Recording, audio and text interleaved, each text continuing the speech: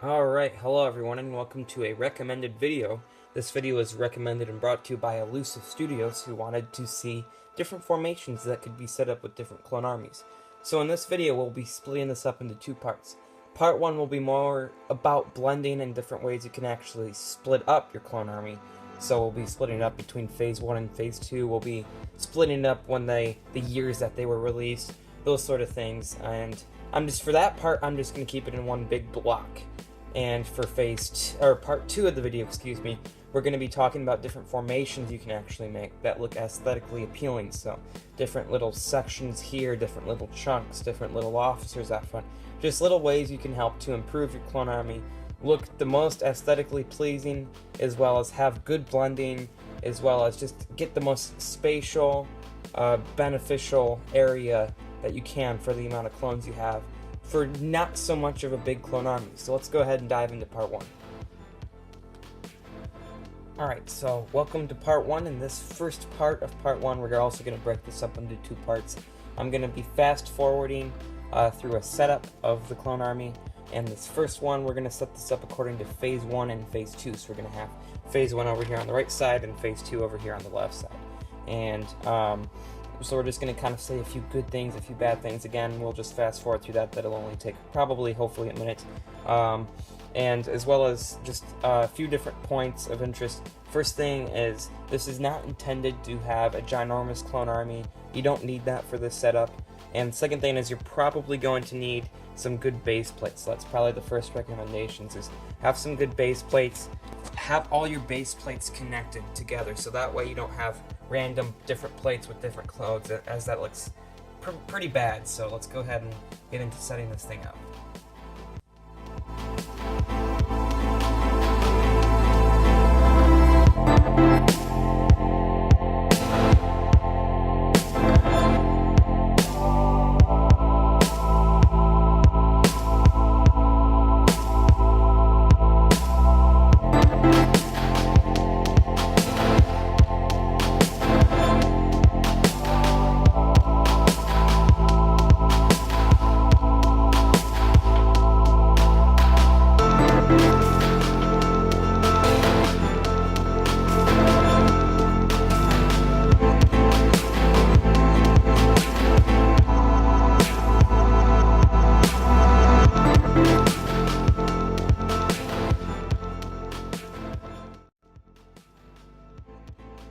So there are, with this layout, a couple flaws. There are a few different good things that we can also talk about too, as with all these different layouts, we'll be going over good and bad things. So perhaps the most noticeable thing is it just looks very nice, kind of sectioned off, and it kind of looks like you have two almost larger companies, or platoons, whatever you want to call it. Companies of about 100 men. But there's also some bad things, such as the color blend maybe is okay on the Phase 1 right there. You can see the orange doesn't really fit in as much, but for the most part, this is mostly just plain white, which looks pretty decent. I know the commanders and captain and lieutenant shouldn't be in the back, but I just had to find a spot to fill them in, and I wanted this to be as color blending as possible. But when you come over to the Phase 2, you can notice that there really isn't so much of a nice blend that Phase 1 has, which is what we'll get to next in this part 1, is we'll be talking about how you can blend these colors with each other, and you won't be able to keep these split up Phase 1 and Phase 2 when you do that unless you have enough men. So when you don't have several hundred clones, you begin to notice reds, oranges, greens, blues, and very few whites, which it just makes it just makes the color not blend as well, which I guess could be a problem if this looks okay to you. This is probably a pretty common way to set up clone armies. This is a really good layout. I used to have it set up like this, but just don't have random minifigures kind of scattered all over the place. Random Phase 1 minifigures and random Phase 2, that would look pretty awkward. So if you're going to actually split these up between Phase 1 and Phase 2, just split them up and keep each phase together. Don't have them all on separate base plates from different colors unless you have actually enough to make a specific base plate. So that's probably just my recommendations, a few good things, a few bad things about this setup. Alright, for now for part 2, we're going to set this up somewhat more like I have mine typically set up. This might not be exactly like mine, but this is going to be not according to Phase 1 and Phase 2. We're going to do what looks a little bit more color specific, so we're going to pair up colors of, say, orange for both Phase 1 and Phase 2, and we're just going to kind of connect the years they were released.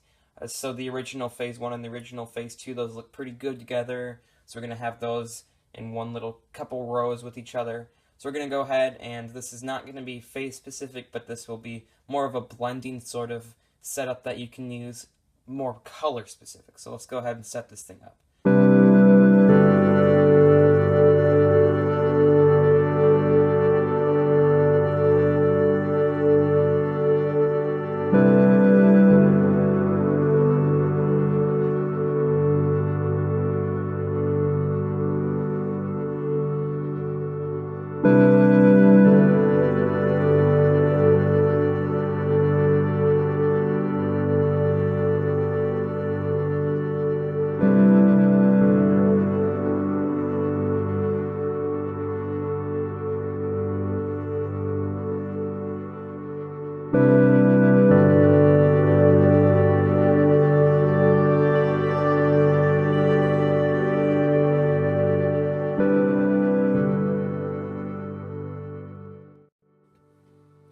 Alright, so here's just a way more common setup that I like to use, and it kind of incorporates a little bit of blending in terms of color as well as the year, and this is pretty much the exact setup that I have for my Clone Army. If you watch my Clone Army video, you can see on the right side here I have a lot of the older clones, and I just really think that that contrast between the hollowed out visor between the Phase 1 and the Phase 2 looks pretty nice.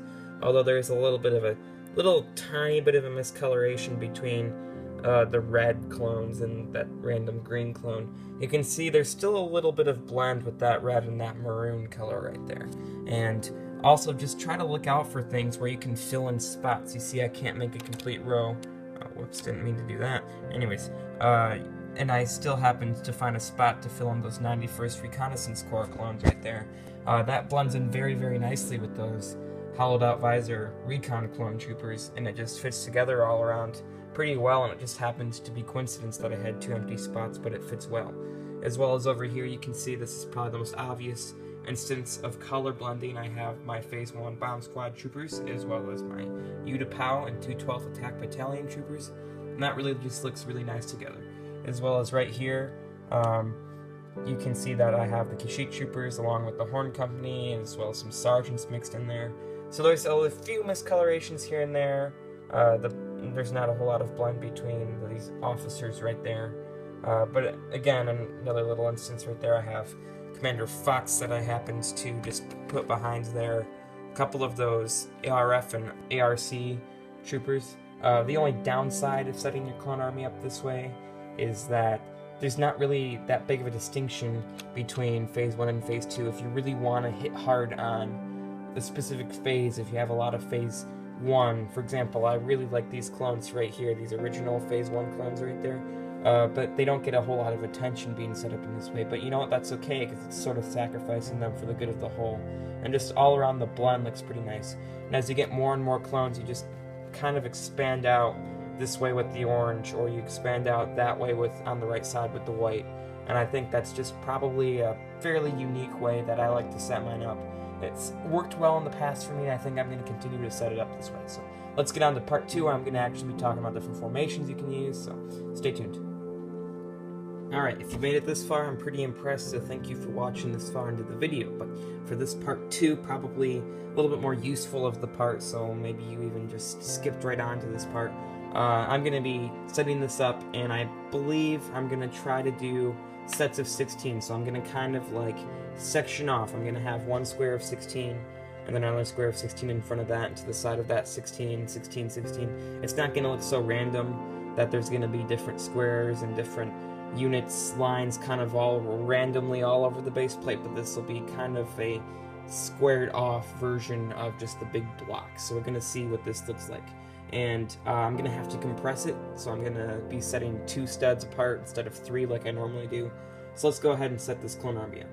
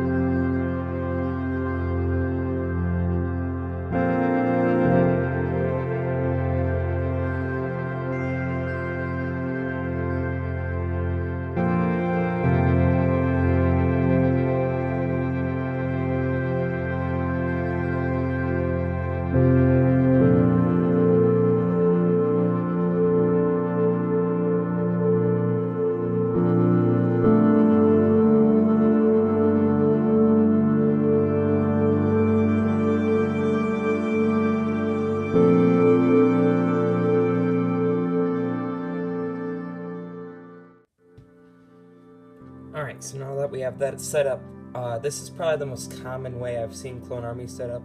Not exactly like this, but I normally see people section off their clones.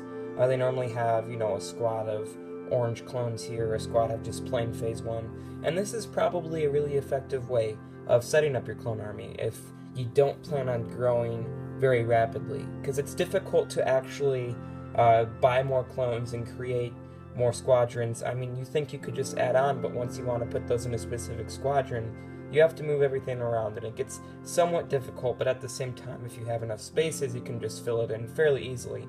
There's just a lot to move around when you do it this way. But you can see that I did kind of use the steps I took earlier in the video, and I did blend the color and back there, and I did leave the Phase 1 together in a way as well, and I did just do things that I mentioned would be helpful previously in the video, if you can kind of see the nod to that. But I did have a whole bunch of leftover captains, commanders, sergeants, and that brings up the question, well, what do you do with extra clones? It always seems like you have a couple extra. Well, there's a couple things you could do. One, you could just throw them out, which I'm sure if you don't have a lot of clones, you're not going to want to do that. Or two, you could set them up kind of in between, kind of like leaders of the squadron. And that's probably the most popular way, and that's the way I like the best. Even though they don't necessarily fit, you can see this red doesn't really contrast well with the orange, but you can see I do have that commander mixed in with the Phase 1. Looks okay. Outside here, I have a couple sergeants leading. And again, this isn't set up perfectly because this isn't meant to be my permanent army setup, but this is just to kind of give you an idea of how you could set that up. And the third thing you could do with it is you could, if you had enough leftover clones, commanders, whatever, is just create your own little section, your own little block of those, which is probably looks a little bit awkward. Normally you like to have them leading the pack, which is probably the best way to set them up, is kind of the way I have them sectioned off here. Alright, other than that, I don't have that much more to say. I could probably set it up again, but by this point you should have an idea of what clones you have and how you're going to set this up.